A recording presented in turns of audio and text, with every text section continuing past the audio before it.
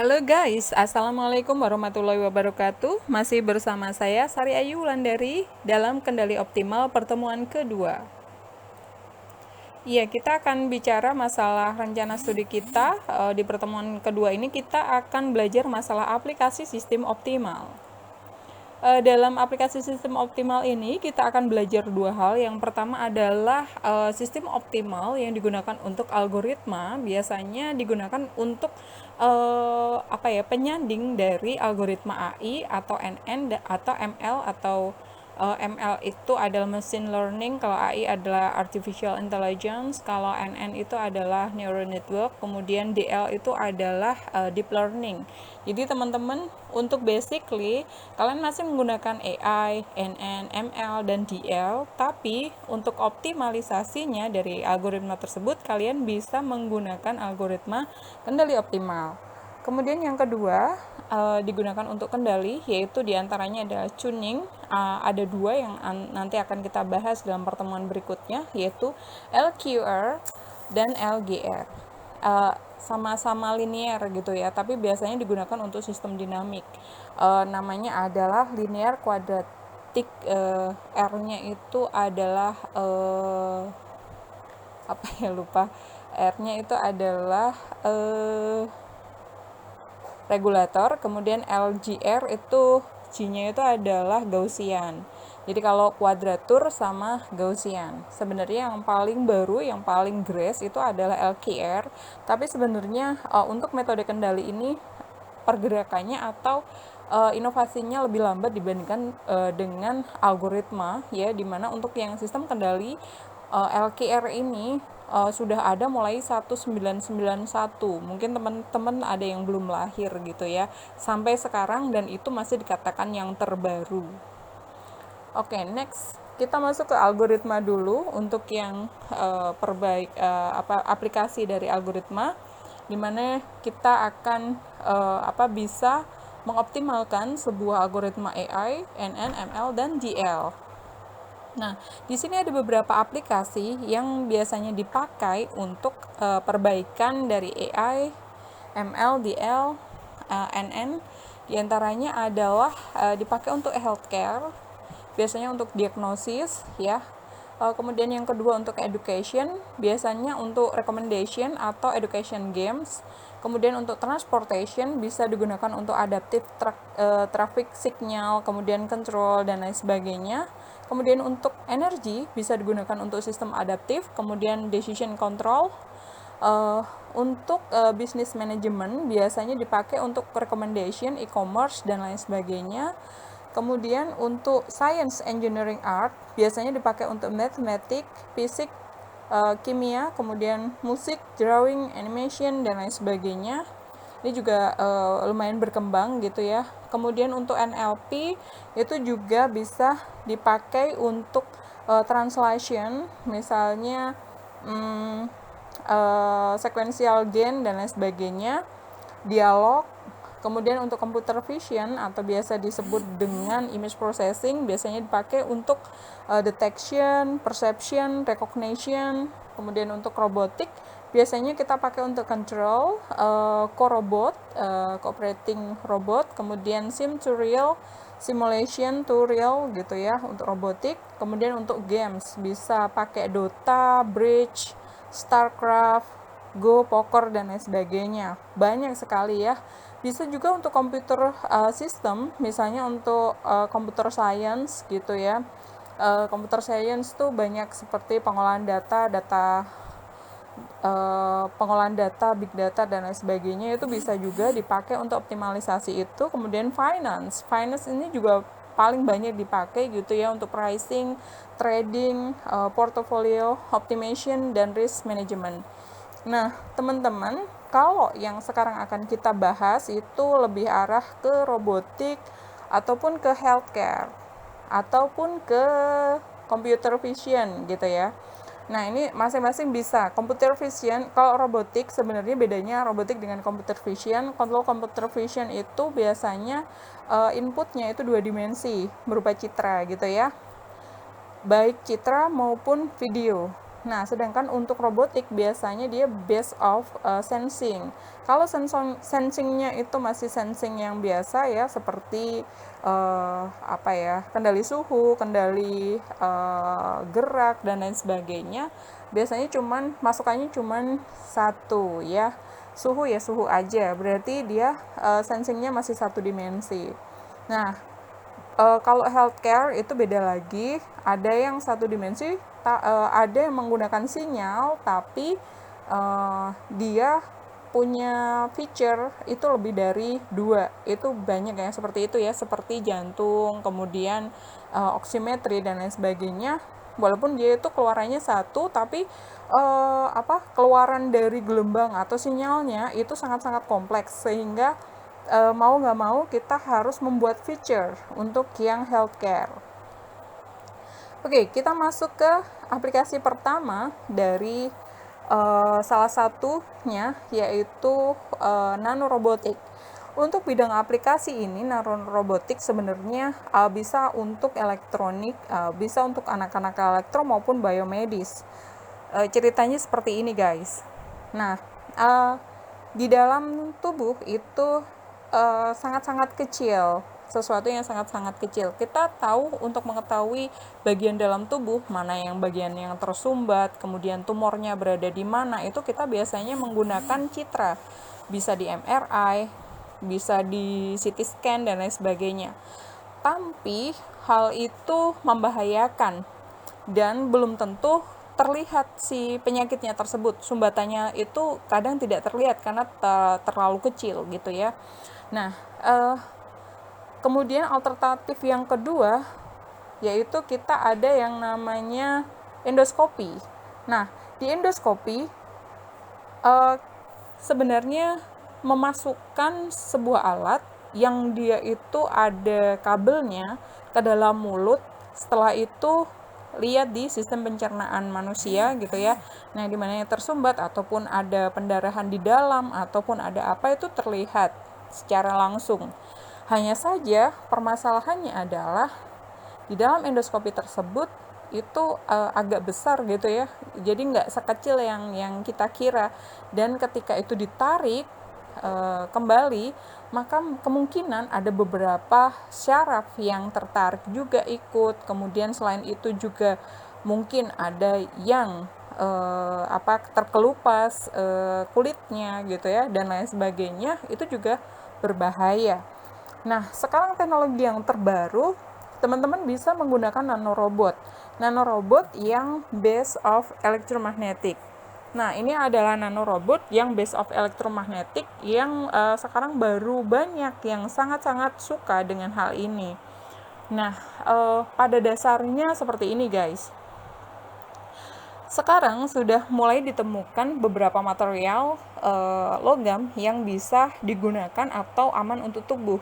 Di antaranya adalah unsur-unsur logam yang dia nanologam yang dia berasal dari barang-barang organik atau zat-zat organik, seperti misalnya misalnya kulit dari buah apa gitu ya, kulit dari buah manggis misalnya, dia mengandung gold atau ion perak, nanoperak gitu misalnya. Nah, di situ artinya dia mempunyai kandungan logam dia mempunyai kandungan logam. Nah, sifat dari logam itu seperti apa ya, guys? Ketika dia dikasih sesuatu yang magnetik, maka dia atau elektromagnetik, maka dia itu akan bergerak sesuai dengan arah dari magnet tersebut, kurang lebih seperti itu. Nah, di sini ketika si istilahnya sensing tadi dimasukkan ke dalam tubuh, lalu kemudian dia akan bergerak sesuai dengan magnet yang ditaruh di bagian atasnya. Nah, ketika dia berada di situ, kemudian akan terdeteksi. Nah, nano logam tersebut, dia harus membawa reseptor, dia harus membawa buih-buih sensing, di mana ketika di situ misalnya mau mendeteksi pendarahan, maka dia harus sensitif terhadap si pendarahan tersebut, sehingga dia bisa memberikan sinyal kepada orang yang di luar bahwa iya, di sebelah sini itu adalah sensingnya, dan pergerakan mereka itu dapat dilihat atau dapat diketahui menggunakan menggunakan sebuah, ya seperti endoskopi gitu ya, sebuah kamera kecil mungkin, atau kalau tidak pergerakan mereka bisa dilihat dari elektromagnetik, pergerakan elektromagnetik yang bisa terekam dengan menggunakan misalnya MRI atau sesuatu yang lain. Dengan seperti itu akan lebih memudahkan manusia untuk bisa melihat kondisi bagian dalam dari si tubuh orang tersebut. Nah, di sini yang menjadi optimal itu adalah ada beberapa bagian. Yang pertama adalah untuk ADC dan DAC-nya. Bagaimana orang tersebut membuat seorang peneliti akan membuat sebuah digital control system yang kecil gitu ya. Gimana ADC dan DAC-nya. Nah, itu perlu difikirkan. Kemudian yang kedua adalah plan-nya. Plan-nya di sini ada power supply. Bagaimana membuat power supply yang sekecil mungkin dengan waktu tempuh yang agak panjang. Artinya dia harus si nanomaterial ini, si nanologam ini harus menempuh dalam jangka waktu tertentu hingga menemukan sesuatu di dalam itu. Kemudian dia masih ada waktu atau masih ada power yang digunakan untuk mengirimkan sinyal bahwa di situ ternyata ada sesuatu yang berbeda gitu. Misalnya terjadi pendarahan, atau di dalam itu ada tumor, atau di dalam itu ada bakteri dan seterusnya, ada bakteri pembusuk dan seterusnya. Kemudian yang kedua adalah coil driving modules. Jadi ketika kita bicara masalah sensing dan power supply, di sini ada dua hal yang paling utama, karena power supply juga dia menggunakan coil, kemudian yang namanya digital sensor yang digunakan untuk DAC maupun ADC itu juga bisa mereka juga menggunakan coil gitu. Nah, bagaimana kita mempackage si coil tersebut supaya dalam sesuatu yang kecil itu masih bisa transmit dan receive data, kemudian sehingga bisa dideteksi. Percuma kalau misalnya bisa digerakkan tapi tidak bisa mendeteksi di dalam itu ada apa, hanya untuk pergerakan aja, seperti itu ya. Nah, bagaimana? Apakah sekecil mungkin? Sekecil mungkin itu seberapa? Sampai apakah kemudian ukurannya yang diperkecil, kemudian tetapi dia minimal bisa mengirimkan, atau ingin yang agak besar tapi dia bisa mengirimkan lebih. Nah, ini kita butuh konsep optimalisasi. Kemudian yang berikutnya adalah current sensors. Nah, current sensors itu balik lagi ya, dia adalah big feedbacknya gitu ya, feedbacknya. Nah, di current sensor itu juga sama, dia membutuhkan sesuatu yang optimal, dimana apakah si sensor ini harus sesensitif mungkin ya, apakah harus sesensitif mungkin, apakah sensor tersebut harus sekecil mungkin, seberapa sensitif dan seberapa kecil. Nah, ini yang perlu dioptimalkan. Selain itu, kita juga ada yang kendali. Untuk yang kendali sebenarnya ada di beberapa slide YouTube, teman-teman bisa browsing untuk aplikasi-aplikasi sistem kendali optimal gitu ya. Nah, di sini biasanya kalau kendali itu lebih ke gerak, entah itu gerak robot, gerakan robot, entah itu gerakan dari aeromodeling, aerospace, nah dan seterusnya, atau mobile robot, atau dan seterusnya, automatic gerak kaki manusia dan manusia robot dan lain sebagainya. Itu banyak sekali ya. Yang penting dia lebih banyak ke pergerakan. Nah, untuk pergerakannya sendiri beberapa peneliti, kalau yang saya lihat paling banyak itu adalah untuk aerospace. Nah, di aerospace ini biasanya kaitannya sama drone dan lain sebagainya ya.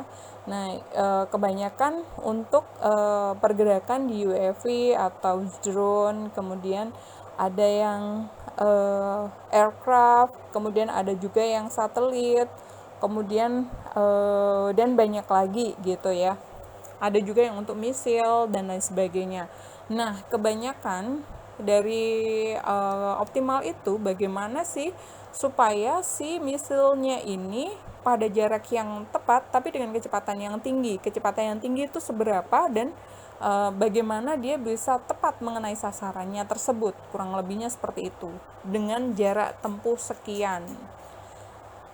Nah, itu adalah sistem kendali optimal yang harus dimasukkan ke dalam sistem. Itu sangat kompleks ya. Nanti teman-teman saya ajari bagaimana untuk membuat algoritmanya dan bagaimana untuk membuat kendalinya supaya algoritmanya optimal dan kendalinya juga optimal.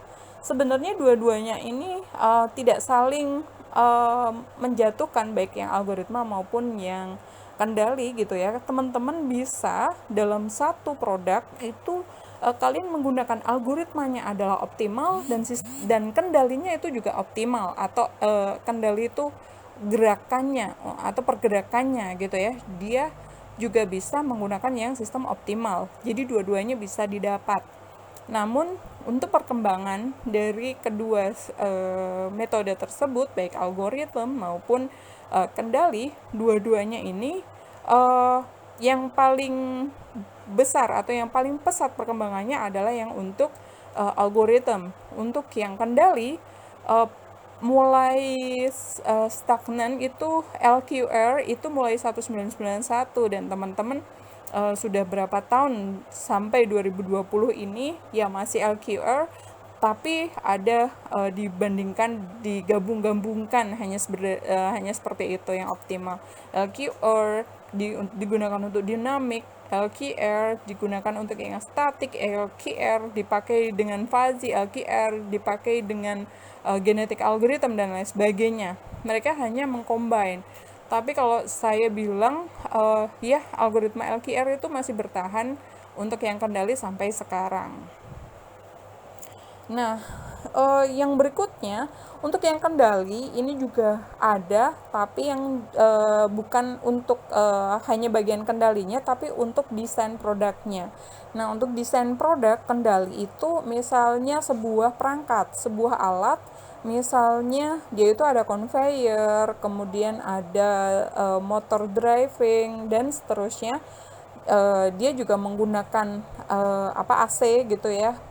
Nah, teman-teman mau tegangan AC gitu. Nah, kalian mau yang seperti apa? Misalnya mau yang dayanya rendah, mesin yang dayanya rendah, konsumsi dayanya rendah, tapi hasilnya maksimal. Nah, sehingga teman-teman harus memperkirakan kira-kira berapakah yang bagus untuk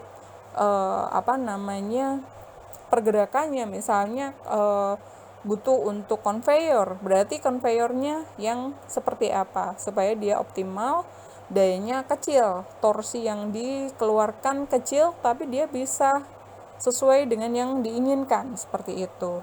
Nah, ini juga kebanyakan juga mereka menggunakan sistem optimal atau kendali optimal.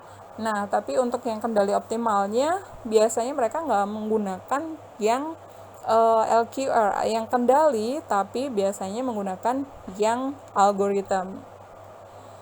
Sekian dari kami. Wassalamualaikum warahmatullahi wabarakatuh. Jumpa lagi. See you and dak.